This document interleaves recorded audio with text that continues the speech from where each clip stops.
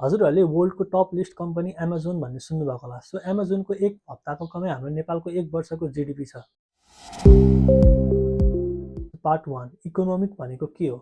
So एकदमै simple भाषामा बुझौँ है त। सो इकोनोमिक भनेको चाहिँ हाम्रो देशमा पैसा कसरी आइरहेको छ, त्यो पैसा कहाँ खर्च भइरहेको छ र त्यो पैसालाई कसरी बचाउन सकिन्छ र त्यो पैसा एकअर्काबीच कसरी सर्कुलेट भइरहेछ, त्यो सबै सिस्टमलाई नै हामी इकोनोमिक भन्छौँ। कुनै पनि देश कति धनी छ कति गरिब छ चाहिँ कसरी मेजर हुन्छ? सो यो मेजर गर्ने टुलको नाम हो GDP, gross domestic product. GDP भनेको चाहिँ एक वर्षमा हाम्रो देशले कमाएको टोटल प्रोडक्सन र टोटल सर्भिसको टोटल भ्यालुलाई नै हामी जिडिपी भन्छौँ। सो जिडिपी चाहिँ हाम्रो हरेक वर्ष क्यालकुलेट हुन्छ। देशले कमाएको सबै पैसा हाम्रो जिडिपीमा एड हुन्छ त। सो हामी दुईटा इक्जाम्पलहरू बुझ्छौँ, हाम्रो कस्तो अमाउन्ट चाहिँ हाम्रो जिडिपीमा एड हुन्छ भनेर। सो फर्स्ट इक्जाम्पल बुझौँ। सपोज तपाईँले एउटा बिजनेस गर्नुपर्छ, त्यो बिजनेसमा चाहिँ तपाईँले वर्षको 1 लाख रुपियाँ तपाईँले बेच्नुभयो, त्यहाँबाट 70,000 चाहिँ तपाईँको आफ्नो कस्ट आयो, जस्तै कि प्रोडक्सन कस्ट, स्यालेरी, रेन्ट, ट्रान्सपोर्टहरूमा चाहिँ तपाईँको 70,000 चाहिँ आफ्नो खर्च भयो र बाँकी रह्यो तपाईँसँग 30,000 हो। त्यही 30,000 चाहिँ हाम्रो जिडिपीमा एड हुन्छ। र अर्को इक्जाम्पल, सपोज तपाईँले इन्डियाबाट एउटा फोन किनेर ल्याउनु भयो 10,000मा, त्यो फोन नेपालमा ल्याएर बेच्दाखेरि तपाईँले 15,000मा बेच्नुभयो, त्यहाँबाट तपाईँलाई फाइदा कति भयो? 5,000 हो। नेपालको लागि 5,000 मात्र हाम्रो जिडिपीमा एड हुन्छ। किन भन्नुहुन्छ भने यो 5,000 चाहिँ हामीले नेपालमा क्रिएट गरेको भ्यालु हो। सो यो 5,000 चाहिँ हाम्रो जिडिपीमा एड हुन्छ। सो नेपालमा चाहिँ जिडिपी कुन कुन सेक्टरबाट आउँछ? सो यो आउने 3टा मेजर पिलर छ।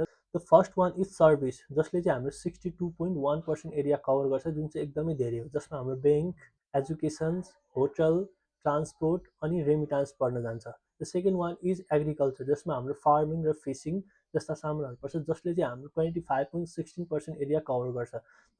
So the last one is industries, जसले चाहिँ हाम्रो 12.86% एरिया कभर गर्छ, जसमा हाम्रो hydro power, manufacturing, factory, cement फ्याक्ट्रीहरू पर्छ। सो पार्ट 2 नेपाल किन गरिब छ? सो अब आउँ हामी आफ्नो नेक्स्ट पार्टमा, जसको नाम छ रेमिटान्स। के हाम्रो देशको लागि रेमिटान्स राम्रो हो त कि होइन भनेर बुझौँ है त। सो हजुरहरूले 2024 र 2025को डाटा हेर्नुभयो भने चाहिँ नेपालमा 25.9% जिडिपी चाहिँ हाम्रो रेमिटान्सबाट कभर भएको छ, जुन चाहिँ एकदमै नराम्रो कुरा हो। सो हामी यसबाट बुझ्न सक्छौँ हामी कति डिपेन्डेन्ट छौँ अरू कन्ट्रीहरूसँग भनेर है त। हाम्रो रेमिटान्सबाट आएको पैसा चाहिँ कुन कुन एरियामा कति पर्सेन्ट खर्च हुन्छ भनेर बुझ्यौँ है त। सो 71% जुन चाहिँ हाम्रो डेली युजको लागि खर्च हुन्छ, जस्तै कि हेल्थ, खाना, कपडाहरूमा खर्च हुन्छ। त्यस्तै गरी 16% जुन चाहिँ लोन रिपेमेन्टमा हुन्छ, जस्तै कि सपोज धेरै जस्तो केसमा चाहिँ कुनै वर्कर, कुनै स्टुडेन्ट बाहिर जाँदैछ भने चाहिँ त्यो चाहिँ लोनै लिएर जाने केस हुन्छ। सो यसमा चाहिँ हाम्रो 16% जान्छ र अर्को 7% जुन चाहिँ हाम्रो हेल्थ र एजुकेसनमा खर्च हुन्छ र अर्को 3% भनेको हाम्रो जग्गा किन्नलाई, कतै घर बनाउनलाई त्यो खर्च गर्छौँ। लास्टको 3% चाहिँ हाम्रो सेभिङको लागि, इन्भेस्टमेन्टको लागि र बिजनेसको लागि खर्च हुन्छ। सो अब हाम्रो लागि रेमिटान्स कसरी नराम्रो हो भनेर बुझ्यौँ है त। सो नेपालको सिनेरियोमा चाहिँ हाम्रो 70+ गुड्स आइटम चाहिँ हाम्रो इन्डिया र चाइना जस्तो देशहरूबाट आउँछ र हामीले कति खर्च गर्छौँ, हामी डेली युजमा खर्च गर्ने अमाउन्ट हामी 71%, जुन चाहिँ धेरै जस्तो केसमा चाहिँ हाम्रो इन्डिया र चाइनाबाट आएकै सामान हुन्छ हाम्रो डेली युजमा। जुन देशबाट आएको त्यही देशमा जाने भयो। सो इन्डिया र चाइना जस्तो देशमा जाने भयो। सो हाम्रो त्यो पैसाले चाहिँ हाम्रो नेपालमा चाहिँ केही पनि अपर्च्युनिटीहरू क्रिएट गरेन। सो अपर्च्युनिटीहरू क्रिएट नगरिसकेपछि हाम्रो यो साइकल चाहिँ भइरहेको छ, आउने जाने, विदेश जाने आउने साइकल चाहिँ रहिरहेको छ। वर्ल्ड ब्याङ्कको एउटा स्टेटमेन्ट छ, पढ्न सक्नुहुन्छ। सो यो स्टेटमेन्टले के भन्छ भन्दाखेरि, इफ हजुरहरूले रेमिटान्सबाट आएको पैसाबाट केही अपर्च्युनिटीहरू क्रिएट गर्न सक्नु भएन भने चाहिँ यो साइकल चाहिँ रिसाइकल भइरहेको छ, यो आउने जाने साइकल चाहिँ रहिरहेको छ। So the next part is political instability. So कसरी भन्नुहुन्छ भने, सो हजुरहरूले 2008देखि 2025को डाटा हेर्नुभयो भने चाहिँ हाम्रो यो 17 वर्षमा त 14वटा गभर्मेन्ट चेन्ज भएको छ, जुनको म यहाँ लिस्ट राखिदिन्छु को कति वर्षसम्म बस्यो भनेर, र 8वटा प्राइम मिनिस्टर, त्यसको पनि म यहाँ लिस्ट राखिदिन्छु।